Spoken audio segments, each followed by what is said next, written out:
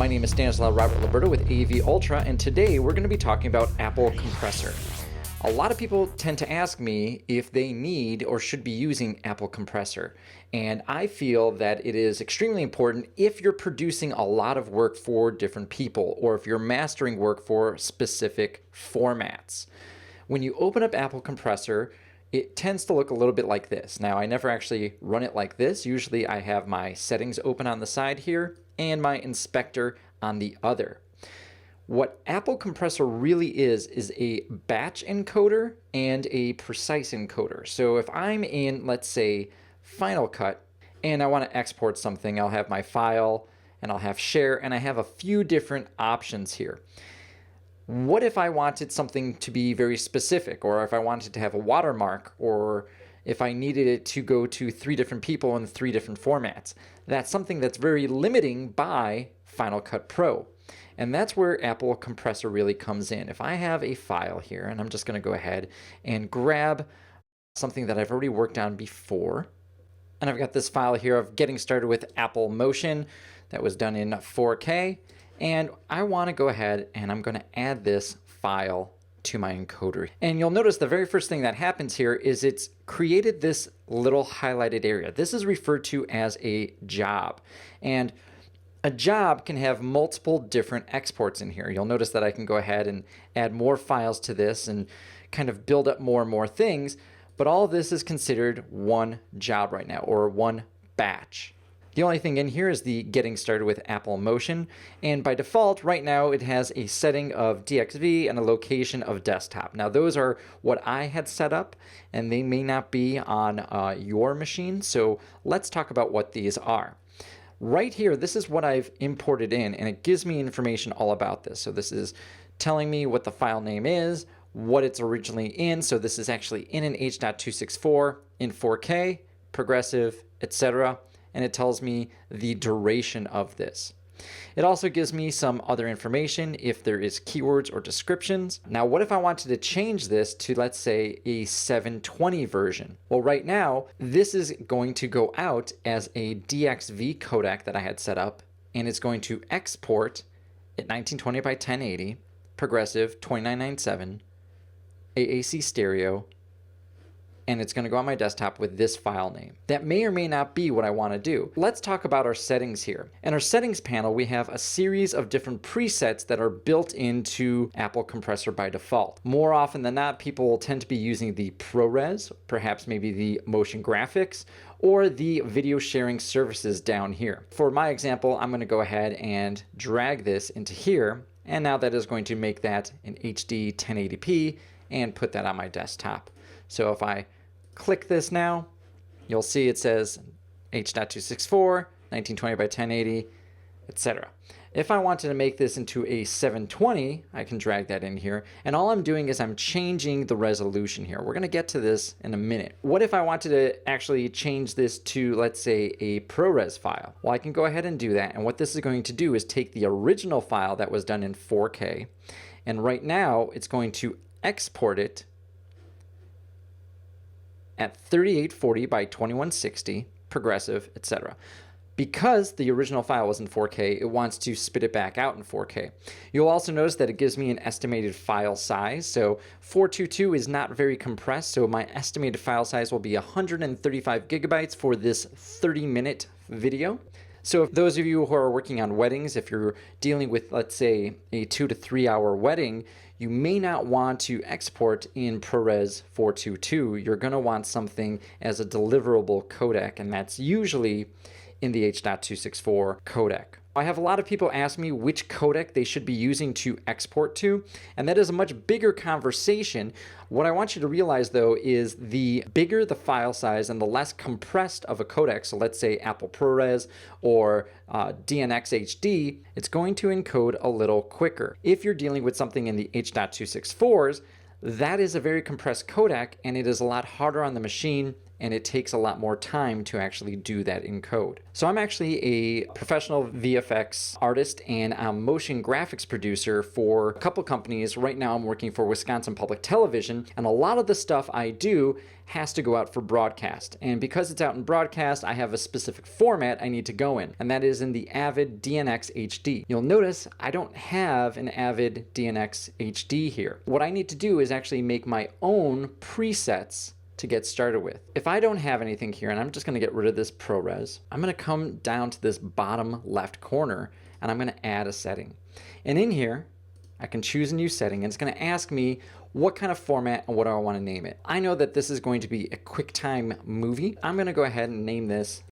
So I've created this AVID DNxHD 145 for my work, and you'll notice it popped up under my custom formats. If I go over to the right hand side under my inspector, it gives me information about that. And you'll notice right now it says Apple ProRes 422HQ, etc.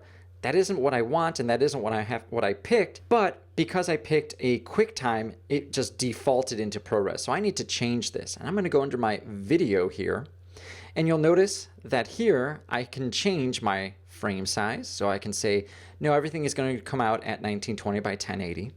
And I can choose the frame rate at 29.97. If I have it as automatic, by the way, it's going to pick whatever it originally was. So if I drop in a 4K piece of footage, it's going to spit out a 4K piece of footage. If I put in a 720, it's going to give me a 720. I know for broadcast, everything I need to send out is going to go 1920 by 1080 at 29.97. So I want to make sure everything I throw at this is going to come out that way. Now I will need to change my codec, and that's where I'm going to pick right here. And under my compression type, this is all the codecs I currently have installed on my machine. More often than not, you're going to have all these codecs, and which ones do you use?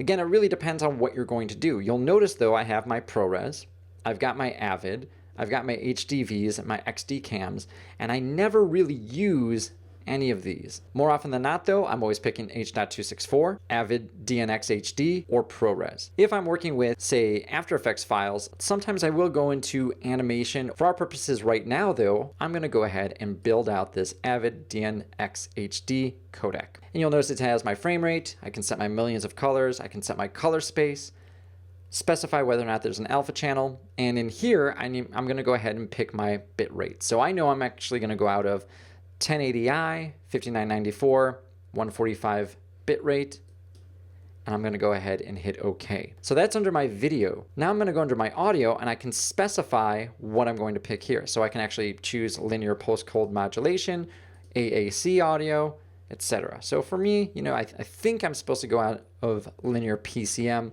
and so I'm going to go ahead and hit OK. This is set up. So if I drag this over to my Getting Started with Apple Motion here, you'll notice that my general here now says, hey, this file is going to be 193 gigabytes.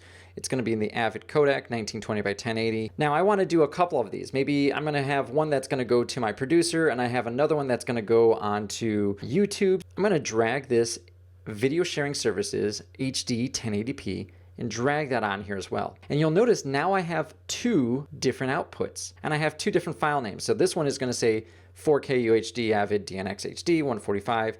The reason for that is because it had the original file name here, but I can go ahead and change that if I want to. So I can just say Getting Started with Apple Motion, and now I have my HD 1080, my DNxHD. And if I select this guy, you'll notice I have this time indicator. This will actually give me a preview of my video file and play back in here, so I can kind of compare and contrast. Now, what exactly am I comparing and contrasting here? Well, if I go under my video sections, I can actually add different filters and different effects to my outputted video. Why would I want to do something like this? Well, again, if I'm sending something over to a producer, maybe it's not ready to go to air yet, so I'm going to get rid of this AVID. But I'm sending over a quick preview, or another case might be I'll actually make a 720 version that's very, very small, so it's going to go a little bit quicker, and I can email this in a WeTransfer or send it through the network. And now I've got this 1280 by 720, and I can add a video effect. So I can say add a timecode generator. And I'll do this a lot so that way the producer can specify exactly where they want changes. Or I can add some other different effects. So there is a great noise removal effect that I've actually used before, and it works pretty darn good. It's not something that I could depend on a day-to-day. But if I'm just cleaning up something a little bit, I find that it works out pretty well. I also have text overlay, so I can just say for preview, and I'm just going to come over here and just say, and I can specify my font and where it's going to sit. So in my case here, I'm going to say lower center title safe. And you can see half of it's cut off right now because it's before and after. So this is my preview, this is my original, and then this is my master output with this HD 720. You can also change your font sizes and font types. For me, I'm going to leave that as is. The second thing I have here are locations. So right now I have some built in, and then I have some custom ones. So if I have a copy that's going to go to, let's say, my Dropbox, that's going to go here. Maybe I have a second one that's going to go to a different producer and they need a higher quality one, and I'm going to make a 1080p version. And so now I can have a different set of video effects.